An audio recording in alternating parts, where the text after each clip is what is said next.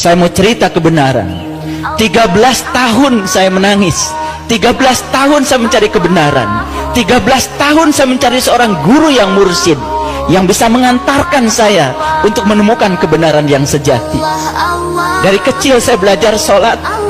Umur 19 tahun saya sudah hafiz Quran, karena bapak saya kiai.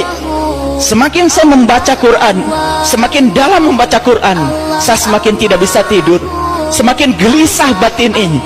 Katanya Allah ada bersama dengan kita, lebih dekat kepada kita daripada urut leher kita, tapi kita belum bisa membuktikannya. Katanya Allah bersama dengan kita, tapi sholat saya selama itu tidak pernah bisa khusyuk. Rakaat demi rakaat dilakukan, tetapi apa yang saya ingat, apa yang saya sembah, saya tidak mengerti. Saya membaca Quran surat Al-Ma'un, Ara'aital ladzi yukadzibu biddin, celakalah para pendusta agama.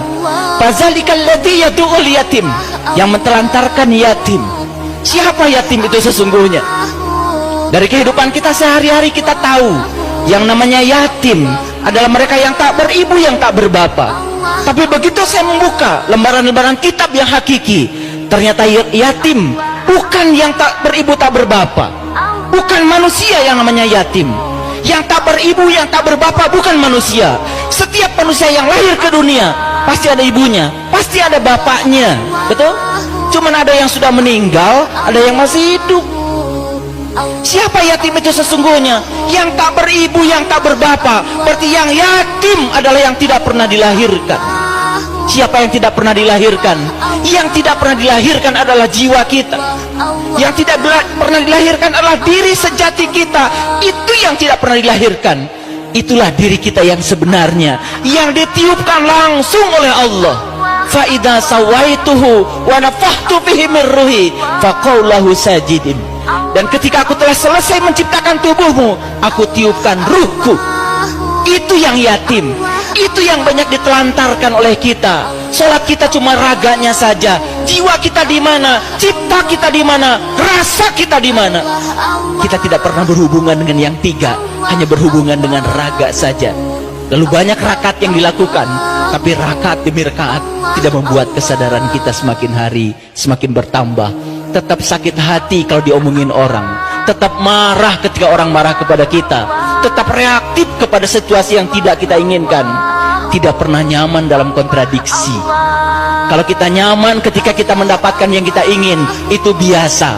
Tapi kalau kita tetap nyaman dalam kontradiksi, mendapatkan yang tidak kita inginkan, tetap nyaman, itu ukuran spiritual. Disitulah ukurannya akhlak kita. Sholat bukan tujuan, tujuan kita adalah akhlak. Nabi Muhammad menjadikan sholat sebagai sarana untuk membangun akhlak.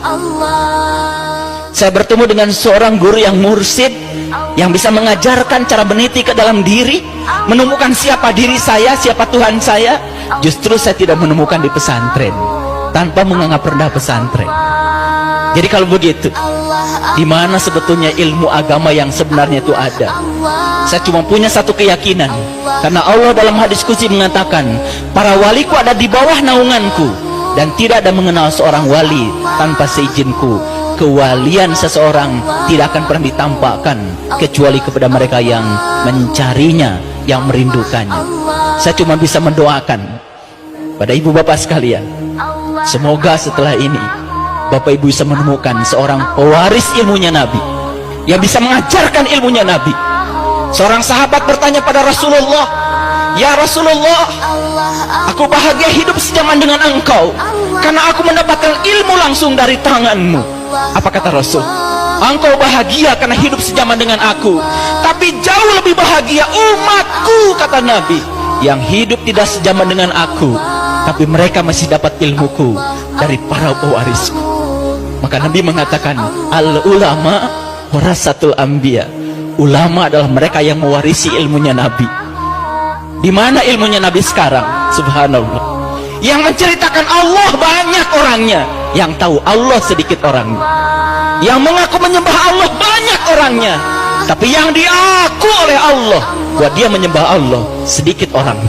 Allah sendiri mengatakan di Quran, sullatun minal awwalin wa qalilun minal akhirin. Yang beriman itu sebagian awalnya banyak, tapi setelah diseleksi oleh Allah, tinggal sedikit. Makanya di dalam Al-Kahfi dikatakan, tinggalkan kebanyakan orang, cari gua yang bisa memberikan keselamatan, masuklah pada kelompok yang sedikit.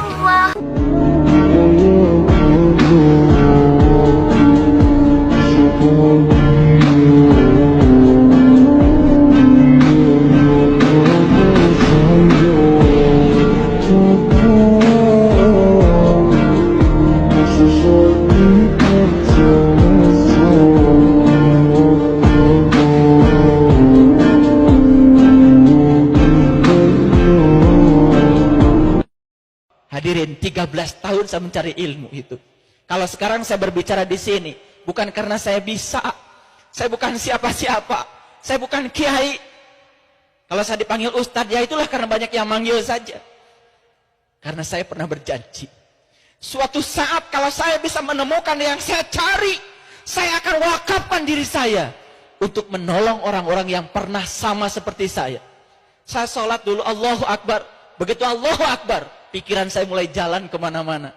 Mengingat pekerjaan saya, mengingat semua masalah hidup saya, rumah saya, mobil saya, kantor saya, kesibukan saya. Itu sholat saya dulu.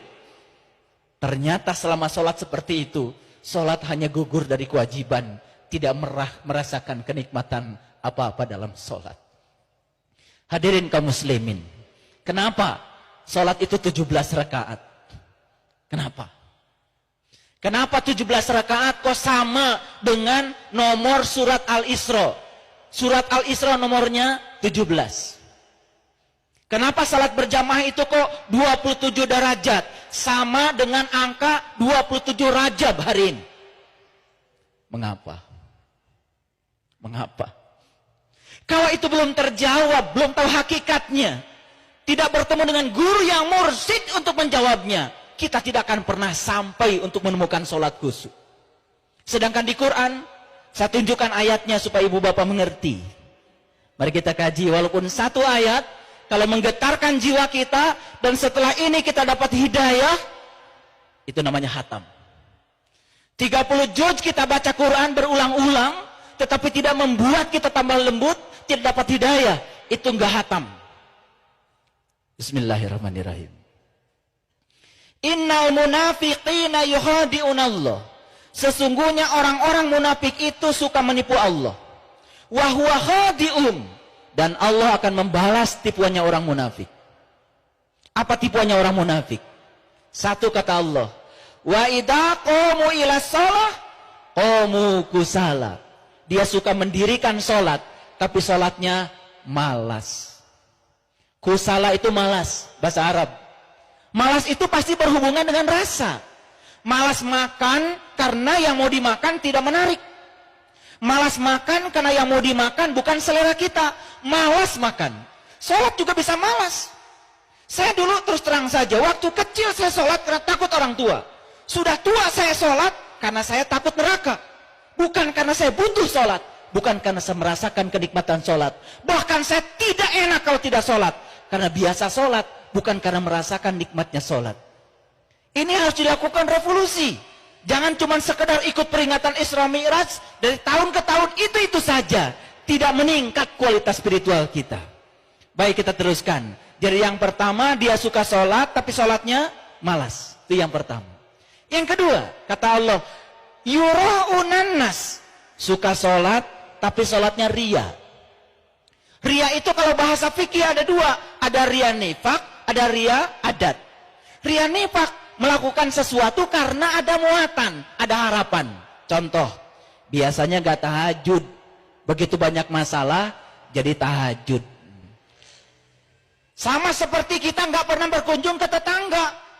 Tiba-tiba tetangga, kita berkunjung ke rumah tetangga. Apa kata tetangga kita? Tumben. Betul nggak? Iya. Biasanya nggak pernah berkunjung ke rumah kita, dia berkunjung sekali ke rumah kita. Kata tetangga kita, tumben. Ada apa ya? Biasanya nggak tahajud, ada masalah tahajud. Kata malaikat, tumben. Tahajud yang dilakukan kalau ada masalah, ini tahajud yang musiman. Itu bisa terjadi ria.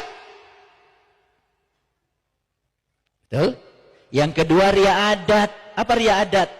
Riadat itu melaksanakan sesuatu karena terjebak oleh kebiasaan. Biasa sholat, biasa Jumatan, biasa saja terus begitu.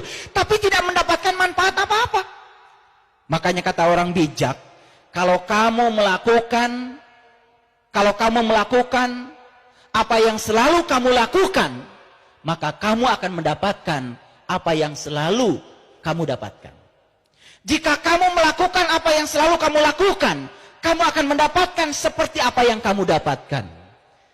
Sholat tidak diperbaharui, nafasnya di mana, pikirannya di mana, gerakannya di mana, subhanallah. Saya ngajarkan sholat pada ribuan orang, yang tadinya nafasnya bengek, fungsi paru-parunya naik bisa sampai 60%. Hanya paru-paru saja itu. Belum lagi gerakan-gerakan tangan yang luar biasa. La ilaha illallah, la ilaha illallah, la ilaha illallah, la ilaha illallah, la ilaha illallah, la ilaha illallah, la ilaha illallah, la ilaha illallah, la ilaha illallah, la ilaha illallah, la ilaha. Ketika ruh itu telah masuk dia ke dalam tubuh kita, ya, maka disebutlah namanya dengan nyawa. Disebut namanya dengan nyawa. Kapan dia dikatakan nyawa? Ketika dia telah meliputi sekalian tubuh dan memenuhi sekalian rongga tubuh. Nyawa namanya. Kapan pula dia disebut namanya dengan jiwa, Bapak Ibu? Ketika ia telah memberi semangat, memberi spirit, jiwa sebutannya. Kapan pula disebut namanya dengan napas? Ketika ya turun naik, keluar masuk. Kapan pula disebut namanya dengan kolbu?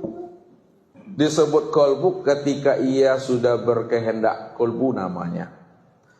Kapan pula disebut namanya dengan nafsu? Ketika ia sudah memiliki keinginan. Kalau keinginannya itu baik, maka disebut apa namanya? Mutmainnah. Kalaulah keinginannya itu jahat, sebut namanya amarah. Kalau keinginannya itu labil, disebut lawamah. Ketika dia sudah berpikir, disebut akal namanya. Ketika dia itu sudah pandai memilah dan memilih, disebut ikhtiar namanya. Ketika dia sudah percaya, disebut iman namanya. Ketika dia sudah mengenal, disebut arif namanya. Ketika dia sudah berbuat, af'al namanya. Ketika dia bernama, asma namanya. Ketika dia berkelakuan, sifat namanya. Ketika dia punya diri, zat namanya. Ketika dia itu memandang atau melihat, basar namanya. Ketika dia mendengar, sama namanya. Ketika dia berkata, kalam namanya. Ketika dia mengetahui, ilmu namanya. Ketika dia kuasa, kudrat namanya. Ketika dia berkehendak, iradat namanya. Ketika dia hidup, hayat namanya. Ini nama Bapak Ibu, nama daripada ruh itu, sesuai dengan keadaan, kondisi dan situasi yang ada pada dirinya.